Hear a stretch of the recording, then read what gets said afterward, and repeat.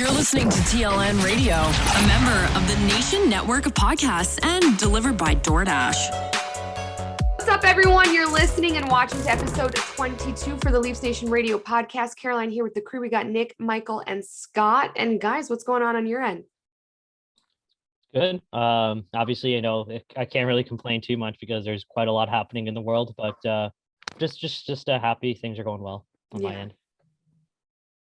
Yeah, pretty safe and sound at this point, which I think, as Michael pointed to, with everything going on, is all we can ask for right now. And that echoes the same 2 points that they made. I mean, it's with everything that's happening, it's crazy, but like, just think about living here and just think about how thankful you are that there's, I guess, I don't want to say, but like not a country invading another one, which sucks. No, I think we can all agree what's happening is horrible. It also makes talking about sports seem so trivial. And yeah, we just got to be grateful that we live where we do, and that at the end of the day, when you think about it, if you have a bed to sleep in and a home to sleep in and safety, you really have everything you need. So it just puts things into perspective, and we can just only really hope and pray that these innocent people who are affected somehow get through this, because it's a brutal time in our world right now. But we can take, I think it's important, maybe talking about the Leafs and the success that Marner's been having, Matthew's been having, and kind of take a mental break and talk about hockey. That's kind of the positive that sports brings into the world, is it's kind of sometimes, even during the pandemic, sports offers a time off of reality. So we have a fun episode ahead of us today. And as I think that, I don't want to speak for everyone on this podcast, but I feel like we welcome Mitch Marner and his skill set, and we like it when he does really well. And we're not necessarily the group of Toronto Maple Leafs fans who hates on him. And we saw against the Red Wings, a career high 6 points for Marner, a first NHL career hat trick, a natural hat trick at that, and 2 assists. It's a cherry on top for Mitch Marner, and just a blowout game, which I feel like we all knew was coming. We could feel it. But man, I feel like Marner must have left that game feeling like $1 million, because in one game, he just kind of said, F you haters, I'm here, I'm playing, and shut the hell up. And great to see Mitch Marner have some renewed sense of confidence. I feel like ever since he came back from COVID protocol, he's been a completely different player. And that streak has continued. Obviously, we saw the 8-game goal streak earlier into 2022. And even though that streak has since ended, I feel like he still has not lost a step. And this is probably the pinnacle of all that hard work. And, it's great to see him finally get a scoring touch, because that's probably one of the big criticisms with the top line has been it's only Matthews that's the one that shoots the puck. And it would be nice if Mitch Marner could add that element, so that that oppositions are probably guessing who's going to actually shoot the puck. So just to see Mitch Marner finally have that confidence growing, and it culminated in a 4-goal game the other night. It's great to see, and I hope he continues that in the playoffs, because that could really silence a lot of doubters. Yeah, I wasn't sure if Marner was ever going to get a hat trick at this point, just because it seemed like not an insult to him, but for the longest time it seemed lucky that he'd get a goal in a game, never mind 2 and never mind 3. But the way he's played the last 2 months at this point, I think. I'm not surprised at all that he had a game like this where it just all came out.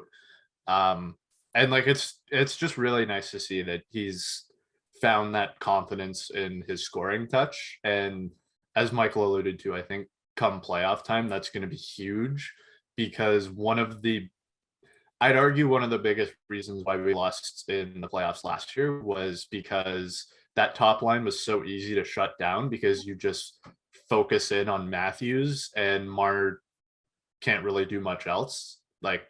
Hyman can only get so many dirty goals in a series.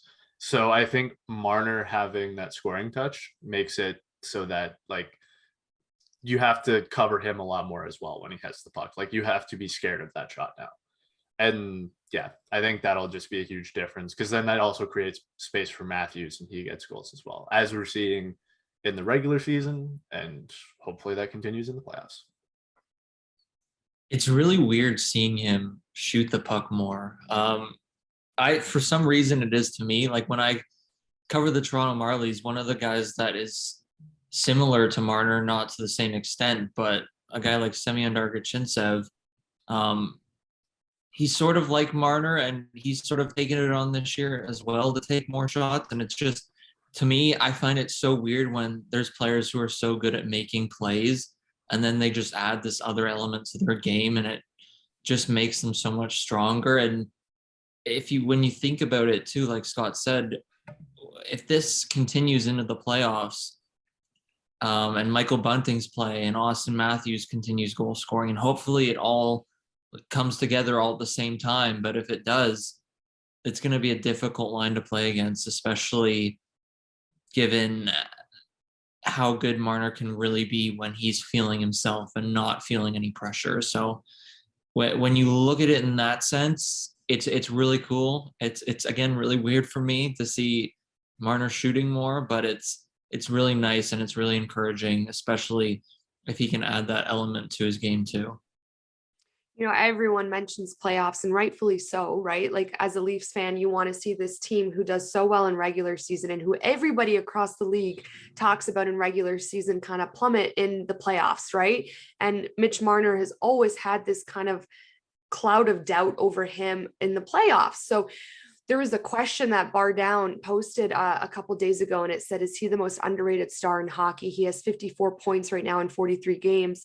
And it's interesting because Toronto fans know who he is, but fans across the league, sometimes if you're not watching Toronto consistently, you may not necessarily know every single thing or can appreciate the player that Mitch Marner is. But I really think that directly correlates to the fact that Mitch Marner has a hard time in the playoffs. And I think that if he goes into this playoffs, hopefully this season, and he does really well, he will be considered one of the most underrated, and hopefully now get that respect that he wants because he knows what he's able to get. But in that conversation of being underrated, if Mitch Marner is able to take how he's playing right now and go with that skill set and that confidence into the playoffs, we could not only see the Leafs do something that they don't do, which is go to the second round of the playoffs and be a cup contender, but also Mitch Marner get that respect that he deserves. Absolutely. And it's to put into perspective just how much at least the fan base or like other fan bases in general don't really have as much respect for Mitch Marner as we'd like to see. I remember in the wake of the most recent playoff disappointment, there was an account that was made called Where's Mitch Marner? And all it would do is just post a picture of Mitch Marner crying in the penalty box and just be like, oh, he's a bum kind of thing. Get him off the team.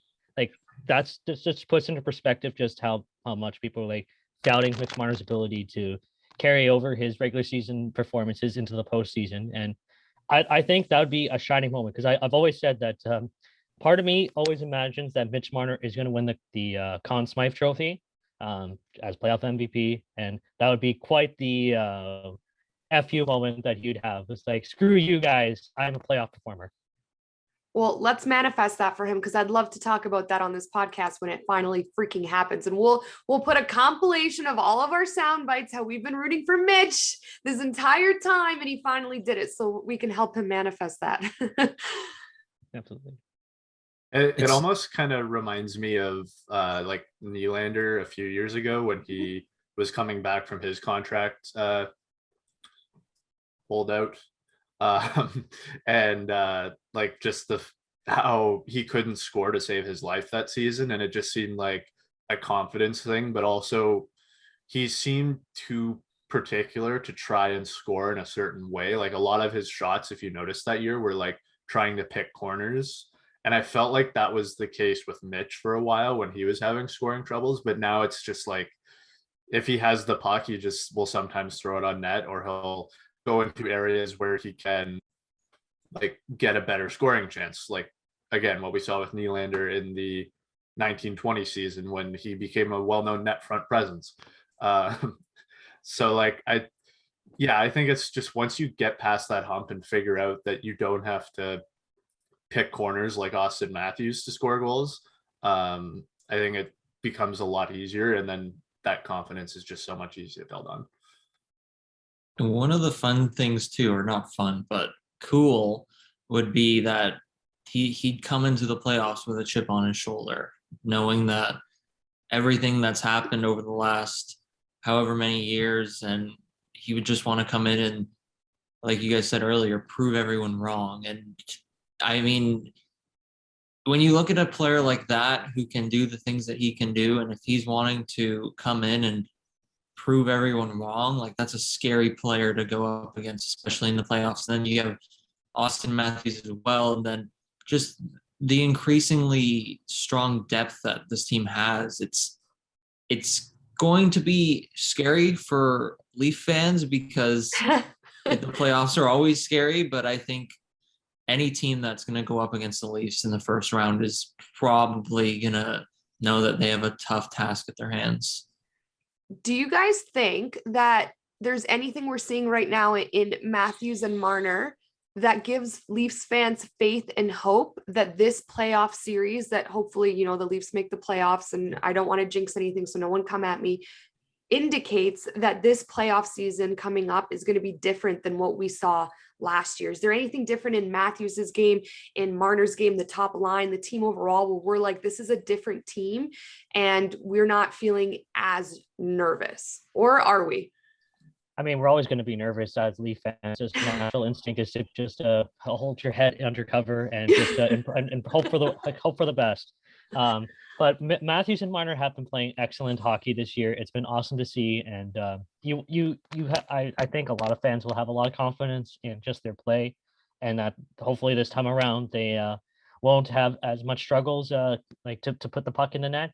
I think the real bigger question is just how the second line is going to do, because it's going to be a polar opposite. The last year was just the second line showed up, but the first line was completely silenced. This year, is the second line going to show up? Because obviously we know about Tavares and the Nylander's struggles of late, but obviously they're starting to turn a corner, and it's only a matter of time. But yeah, I think in terms of to answer your question, is the first line going to be a problem? As of right now, I don't have any concerns, but then again, Leaf fans are always going to be nervous. Yeah, I mean, who knows at this point, because like so many things could happen in the next couple months.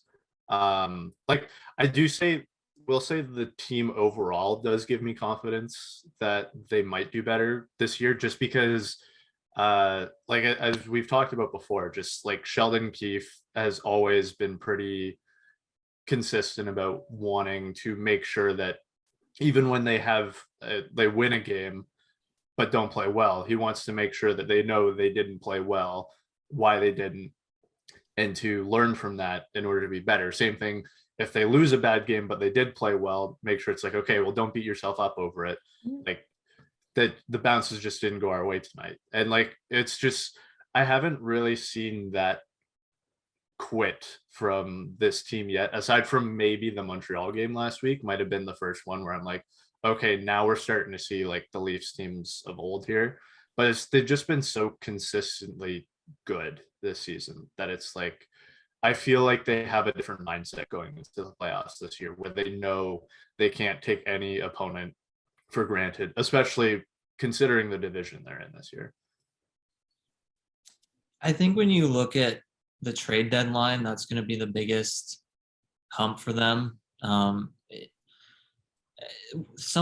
There's a few things that kind of don't scare me, but just sort of when you think about it, it's like you would want to have more confidence in it, sort of like their defense. It's sort of at this point, like we don't know where it's going. We don't know if Jake Muzzin's going to come back. Yeah. And then if he's not coming back until the playoffs, then the Leafs will have to go out and get someone, but they don't really know if Jake Muzzin's going to come back yet. And if he is, then they have to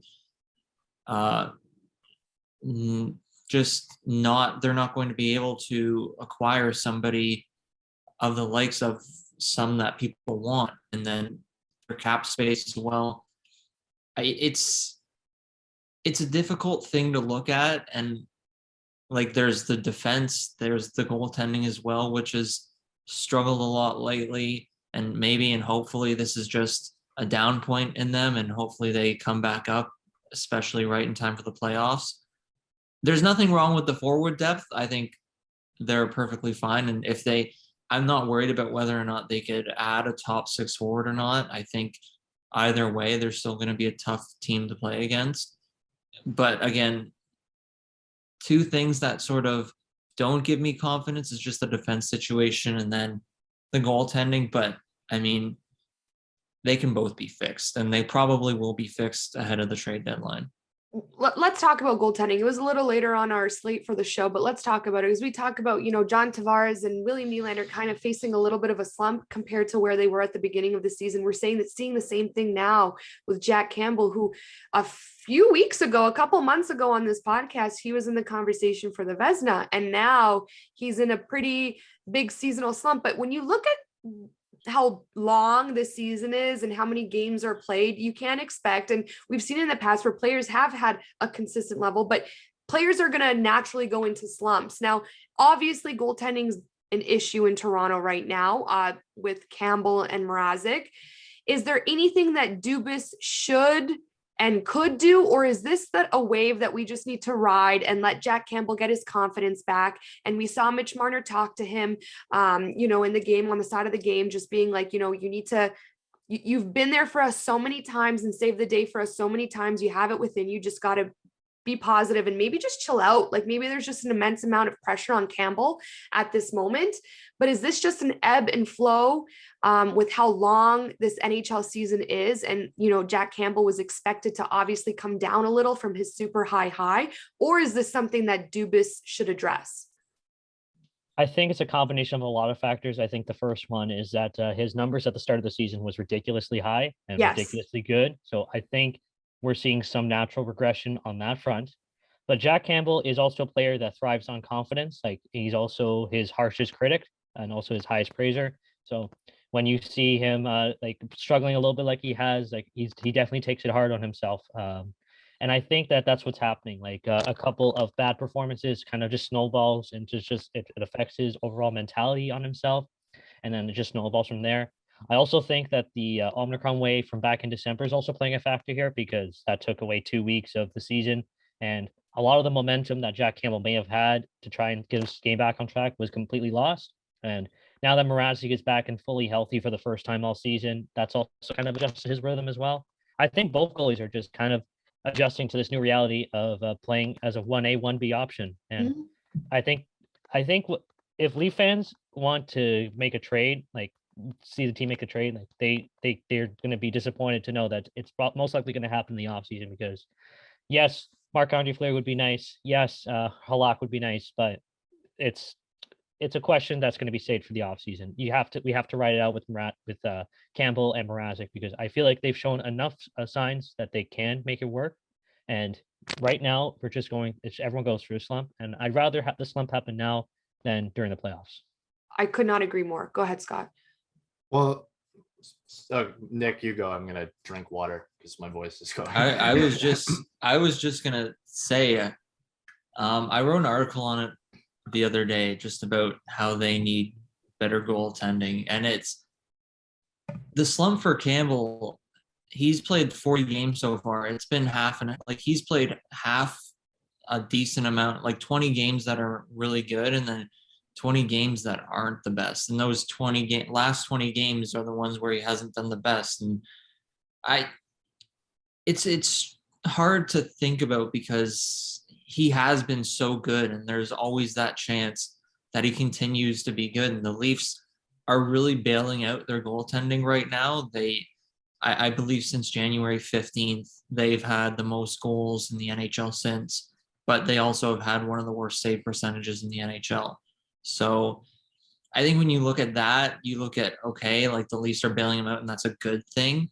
But also the fact that when you look at Petr Mrazek's numbers as well, there's only been 3 games where he's had a save percentage over 905. And that's also kind of scary. But at the same time, one of them needs to find a rhythm. One of them needs to sort of take the net over, and it's going to be tough, I think, for them to find that. And hopefully Campbell can bounce back, and hopefully Mrazek can sort of find his way, because I think if they can't, it's just going to get more difficult. And then the Leafs are just going to try and keep scoring their way out of games. And then it's not going to be a good look. And it just scares me, because the more the Leafs have to play out of their goaltending, I think the more risk there is of an injury, the more risk of just something else happening. And I think if the Leafs do want to have a good playoff run, have to have good goaltenders. And I think at this point, again, it could just be a slump and they could just come out of it, or it could be something that's a little bit more alarming. But like Michael said, I don't think they would address it either until the off season. Yeah, it doesn't really make sense to address it at the trade deadline, just because on top of the fact that, well, you'll probably be heavily overpriced in a goalie because a lot of teams now know that the Leafs need goaltending. So it's like, okay, you want, Marc-Andre Fleury, Yaroslav Halak, give us a first pick in your top prospects. Oh, okay, well then just enjoy your bad goaltending then. So like, I think that'll be a problem. Plus, we don't really see a whole lot of times where a team acquires a goalie at the trade deadline and it pays off for them that season, just because it's like, not only for goalies, you're going to a new team with a whole new system and a new goalie coach too. So like sometimes that affects your style and how you have to approach your own position in order to play it well for that team. So I think just bringing that in the middle of like a playoff chase, it probably wouldn't lead to the best idea. Plus, I mean, as you guys always know with me, I kind of find goaltending can sometimes just be a crapshoot from time to time. Yeah. So like, you're really just trying to game luck by adjusting the goalie or changing the goalies, as opposed to like, I'd rather go and get like a defenseman or a forward so that you can go all in on something that you actually can control as a team. And like, I also just think that this is just more a slump than anything for Campbell. Yeah, I agree. Yeah, because like, I don't think he's as good as he was to start the season. Like, he's not a 930, 940 goalie, but I don't think he's an 895 goalie either. Like, I think he's somewhere in that like 915 range, kind of like what we got used to with Freddie for so long. I think we as hockey fans just need to start to learn a little bit more to not get so caught up in smaller goaltending samples, I guess. Because like, after 3.5 years of having Fred, we literally called him Steady Freddy.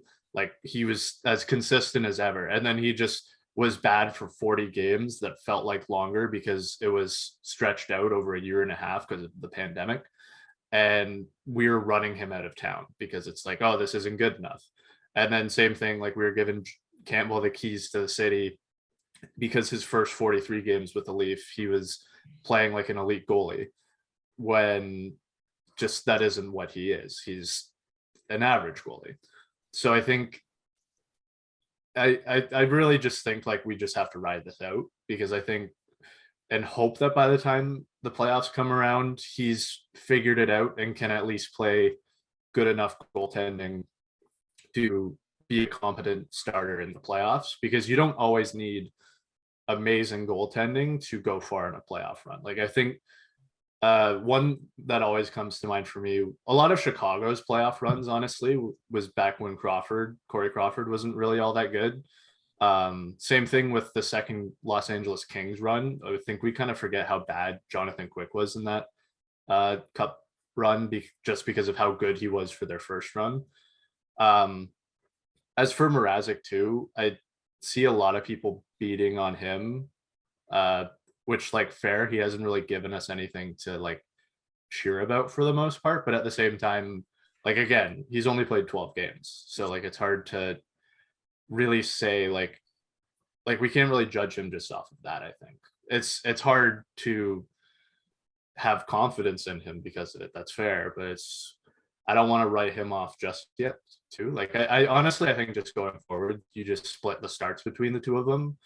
If one of them gets hot, you ride with them for a little bit, and then just whoever's hotter going into the playoffs, you go with that and hope for the best. Yeah, I think David Alter was a part of the presser today because he tweeted something along the lines of Jack Campbell saying, "I'm the same goalie. It's just having fun and chilling a little bit." I think right now Campbell, exactly like everybody was saying, was red hot a couple of months ago. All of a sudden, the guy going to the Olympic Games, in the conversation for the Vezina, we all knew that his season would cool down a little bit.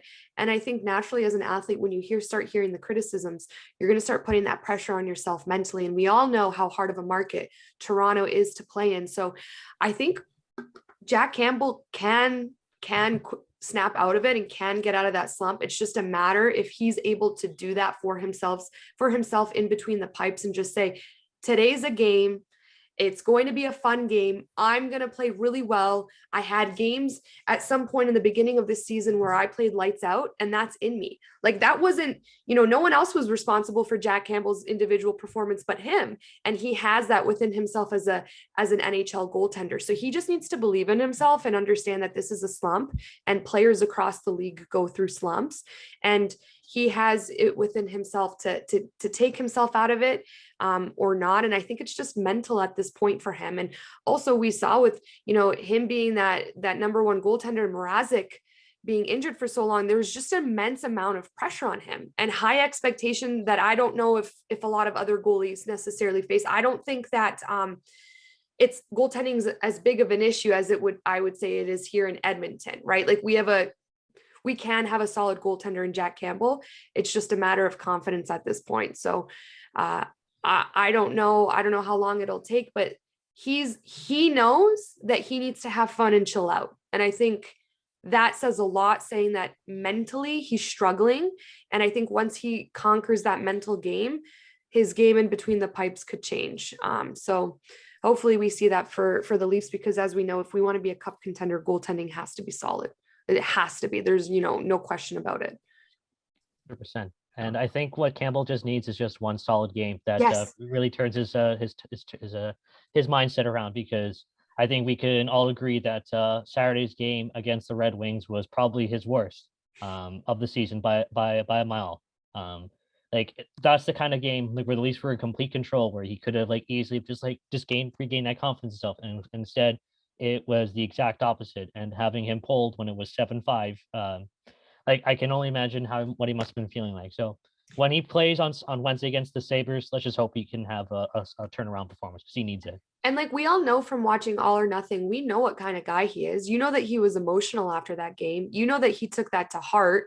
That was probably, every game for him is the game. So that if he's letting that amount of goals in against the Red Wings, then he's getting pulled from a game. He's not taking that lightly. That's a big deal for Jack Campbell, because he loves what he does so much, and he loves this team.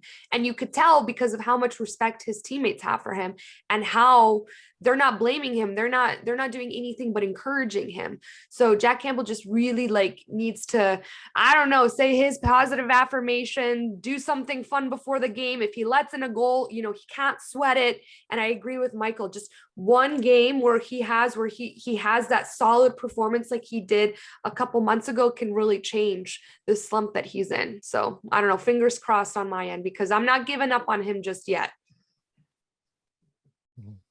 The good news, at least, with the slump that he's been on, is his save percentage this season now lines up with his career. So maybe that means his regression is back to the norm and he's done with that.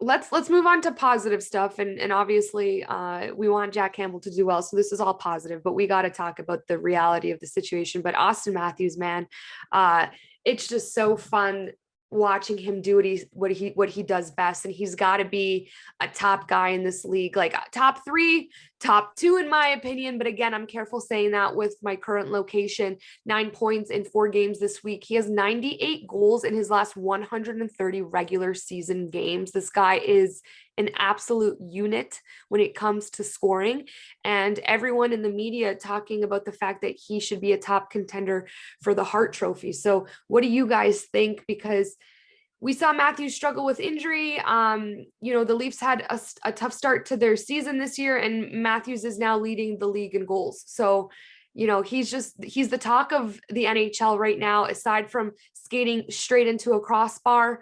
That happens to the best of us. We're not going to hold that against him, but what an absolute player that, the Toronto Maple Leafs have in Auston Matthews. I know Caroline asked before the show on Twitter if Yeah. I asked. I'll tell you, Nick. I tweeted, because as you guys know, I live here in Edmonton and I cover Edmonton Oilers game day stuff, but my heart's always with the Leafs. But I wrote, question for Oilers fans, and please put bias aside. If you're starting an NHL team tomorrow and you could choose between Matthews or Draisaitl, who are you picking? And right now there's 75 responses, and I think 70, like 2 of them are all for Draisaitl. So I always stay out of these conversations. I'm very curious to see what people's opinions are, but I think that if you're not watching the Leafs consistently, you can't appreciate everything that Auston Matthews does. He's not just a sniper. So it's interesting to see the responses, but definitely someone who I think, is MVP caliber. I mean, sorry, go ahead. No, you go ahead. Okay, yeah, mine's more just a joke than anything, and then you can get into the actual insight. But like all the talk about Draisaitl, he is very neck and neck as far as even strength production with a very important Toronto Maple Leaf as well. So I definitely see why the conversation is. So going forward, like Draisaitl and Michael Bunting, I think it's a pretty close comparison.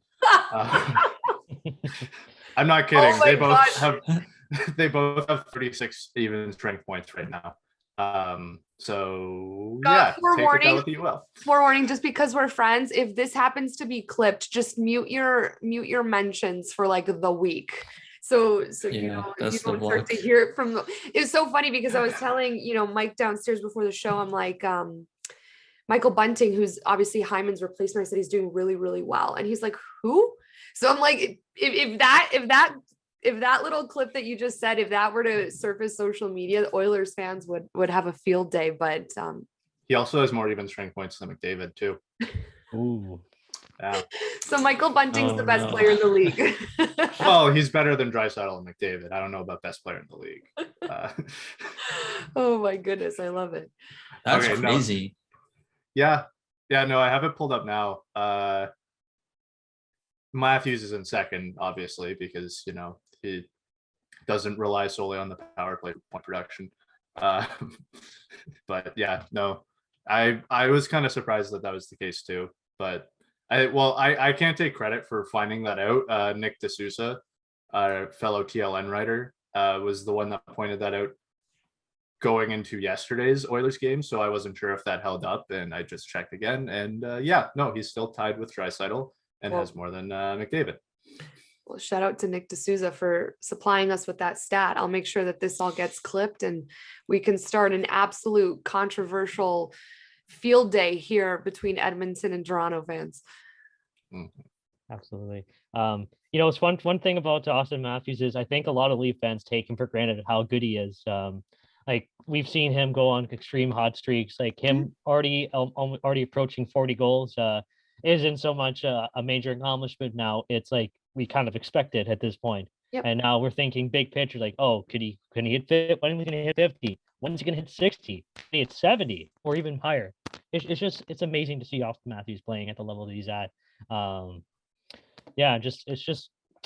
We're watching arguably the greatest Leaf of all time. And I think that conversation will be much more apparent if Auston Matthews were to do something special in the postseason. Michael Mrazek literally reading my mind because we saw Paul Bissonnette. I don't know if you guys saw that clip from Spit and Chicklets, but Paul Bissonnette is like he fully believes that Auston Matthews is the greatest Leaf of all time. And he's saying that he's getting chewed up in the comment section for saying that, but he says he's outperforming himself year after year. And within his sample size and within his time frame to do what he's done, he is the greatest Leaf of all time. And I agree with Michael that if Matthews is able to go into the playoffs and like go Matthews 2.0 or peak Auston Matthews, there's no debate at that point. Do you think he could be one of the greatest goal scorers of all time? Yeah, I think he could be up there. Yeah. Yeah. Like go ahead. I was just gonna say, I always like when you look at the rate that Ovechkin scores at, I think Matthews is pretty close to the amount of or to the rate that Ovechkin is. So I think that was one of the things early on that I used to say was, like, you never know, like he could eventually be at the same point as Ovechkin and try to challenge for Gretzky's record, but it could be Ovechkin's by that point. But yeah, Auston Matthews, it was crazy just to see how fast he went up the scoring race, and especially in goals. Like Draisaitl it looked like the clear favorite to start going and winning the Rocket, and then Auston Matthews just came in and was basically like, screw that, I'm just going to do it again. He does it in all different ways, and I do not understand how he can just score goals in any single way possible. And every time he scores a goal, it just seems like he doesn't care. The sass level is like times a million. I genuinely think at this point, at some point in Auston Matthews' career, we're gonna see him score a goal where he like wires it from his team's blue line, like in his zone, and just like goes top shelf on a goalie, just like from that far away. I feel like we could see that happen with Matthews. But like, yeah, the only, I think as far as like actual play, like what he has shown us so far, I would definitely consider him to be the best Leaf of all time. The only thing that stands for me is like the longevity that Matt Sundin had here. I think that's kind of the one thing that stands between him and that, because like if he does peace out when his contract is up, then that obviously leaves a bit of a sour point. But yeah, just like the fact that we've reached the point where Matthews versus McDavid is an actual conversation now, unless you're like an Oilers fan. It's like, that's not a conversation here, but maybe everywhere else it is. I'm seeing it a lot more on Twitter now. People like, even like non-Leafs fans who aren't Oilers fans will also have that conversation. Like, yes, it's like it's at the point where you're talking about a player who is insanely skilled in McDavid, but can't defend to save his life, or he just chooses not to. We honestly don't know with how that the Oilers are. Maybe he just decides like, well, there's no point in defending because it's going to go in on Mike Smith anyway, so I might as well go all in on offense. Oh my God, Scott, you're killing me. But like versus Matthews, who has reached the point where his like skill level is of a similar caliber to McDavid. Like it's basically this era's version of Crosby versus Ovechkin. Yeah. And then he also has the defensive ability, that like just a two-way force that even when he isn't scoring a goal, which in most games is more often than not, he is still a two-way powerhouse and will impact your team regardless. Like it almost reminds me of the Crosby versus Taves conversations we had like a couple years ago, except the problem was that people thought Crosby was bad defensively at that point when he wasn't. And people thought Taves was like this really good offensive powerhouse at that point, which he also wasn't. So like it's Taves versus Crosby, but like it's an actual like legitimate case this time, I think. Oh my God, I love it. I love it. Scott's giving us hot takes today, and I'm here for it. Again, I think you guys know where my heart's at, but I'm going to let everyone read between the lines because I have a dual job here. I'm a, I tread carefully, but quickly, you guys, we're going to wrap this up here soon, but Michael Bunting, does he deserve to be in the Calder Trophy conversation? 26 years old, 18 goals, 22 assists so far on the season. And the Leafs, if we're being completely honest, are getting some serious, unreal bang for their buck with Michael Bunting. Not a guy that everyone across the league knows. Like I said, my fiance was like, who's that? But a guy that's been, obviously replaced Hyman and has done a really good job. And you guys let me know what the conversation is in Toronto, has maybe won the hearts over of Leafs fans. I know if Mare was on this podcast, I'd be so interested to get her thoughts on what she thinks about Michael Bunting right now, but a guy who's thriving in the situation he was put in. Well, based on the eligibility of the Calder Trophy, Michael Bunting does qualify. He just barely qualifies by 2 days because his birthday is on September 17th when he turned 26. and the trophy says that you need to win it. You need to be at least but before September 15th. Crazy. So by that logic, he is in the running, and he's putting up a very legitimate case. I'm looking at his stats here. What is it? 40 points in 52 games, and I feel like he hasn't even reached his full potential yet. Like, he's found a permanent home alongside Matthews and Marner. I argued that those three are the perfect combination, probably more so than Hyman ever could, because Bunting has more offensive potential.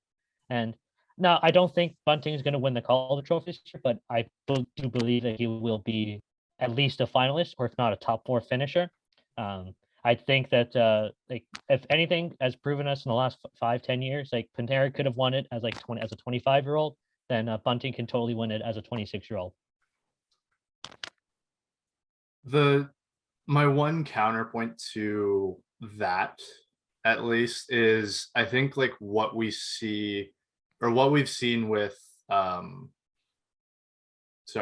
like in the case of Panarin and like Kaprizov last year, where they were like a bit older winning the Calder. With that also came with the fact that like you could clearly see that they were the reason that they were successful. Like I guess Panarin was playing with Kane, but like also Kane did have one of his best seasons ever playing alongside him. So like I think that comes into effect as well. While like as good as Bunting is, you can't also ignore the fact that he is playing with Auston Matthews and Mitch Marner. And like just the fact that we do have, like, I think in a normal rookie class year, I think he could have a chance just because of how much points he's putting up. But I think when you have a rookie class with 3 skilled players like Trevor Zegras, Lucas Raymond, and Moritz Seider, it's really hard to throw Bunting into that conversation when he's been like a little bit more of a passenger than the other 3. Not to discredit Bunting at all. What he's done has been incredible. And he's put up numbers that even like Zach Hyman couldn't. Like in terms of a points per 60 rate, he's put up more than Zach Hyman ever has as a Leaf. Like he's just been insanely productive playing alongside them. And you have to give him full credit for that, because like as we've seen sometimes in Pittsburgh, not just anyone can play next to Sidney Crosby. It doesn't always work. So I think, or actually we've seen that here. We saw Nick Ritchie play alongside them and that didn't work out. So like, yeah, I think there's credit to go where that is. I think it'd be very funny if he won the Calder. Not like as an insult to him, just because like I know a lot of Red Wings and Ducks fans would be pretty mad that a Leaf would win the Calder. But like, yeah, I wouldn't fully consider him in that race, but like I do think he'd probably end up as like the 4th most votes. I could see that.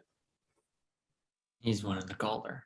It's happening. Just like he's gonna get a statue in Scarborough.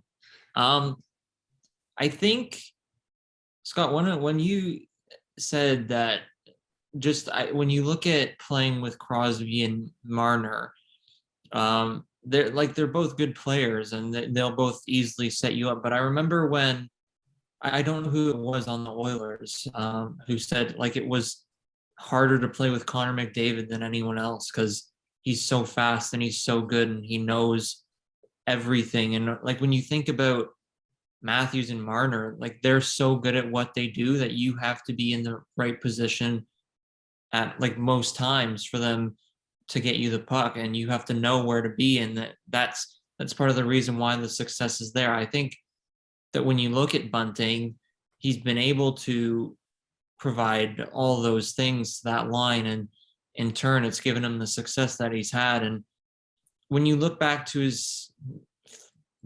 10-15 games in Arizona last year, like he was producing good enough numbers that you could see that he might be able to drive his own line.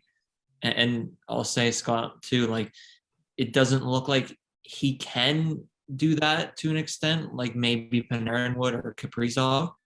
But I think there's still the point where you think that I think he's good enough to win the Calder. And even though it's a weird kind of time for him to win it, I think it's always possible, and I think he'll win it. I think I should really put money down on that, actually.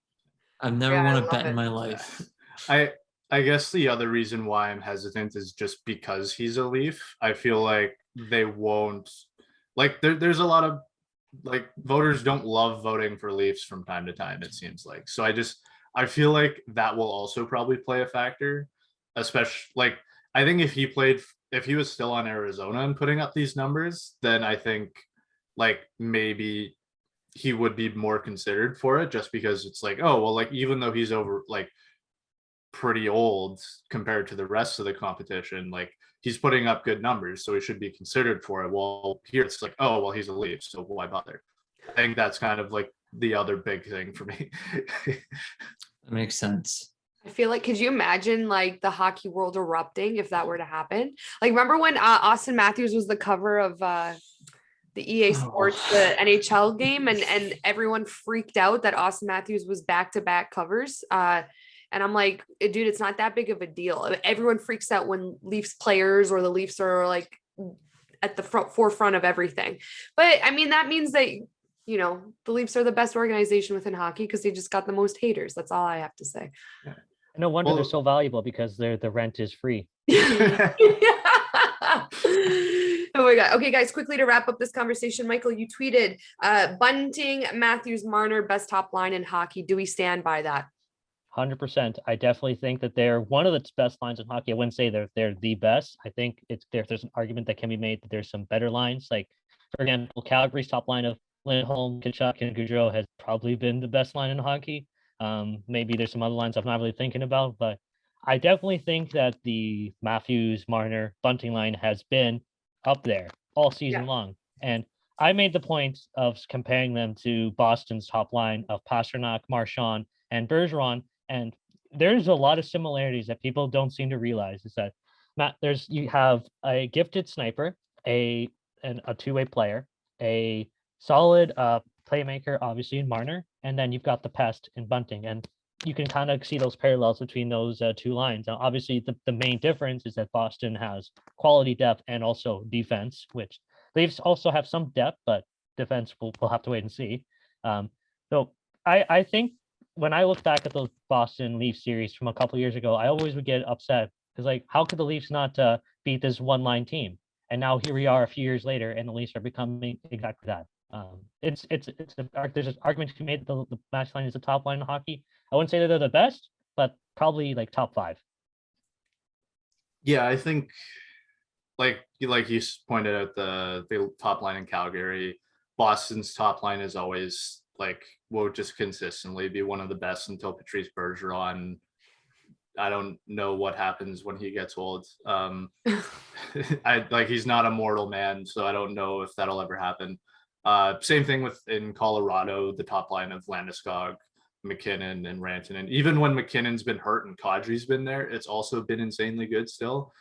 But yeah, like just it's like doing a GM mode. You know, you'd always set up the lines. You'd have the sniper, the playmaker, and the power forward is like the line to get the most chemistry.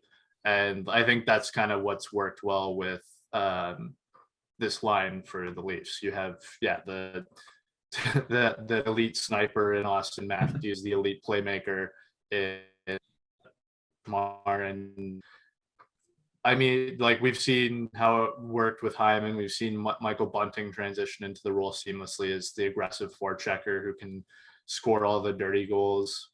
So like it is definitely one of the best lines in hockey, especially because all three of them are also really good defensively and at driving play. It's not like other lines where the sniper is just there to be sheltered with the other two guys or something like that. Like all three of them on their own could probably hold their own as a line. I mean, like Bunting probably not as much against top competition like Matthews and Marner, but like if he was on his own third line, I could see him doing well in that role too.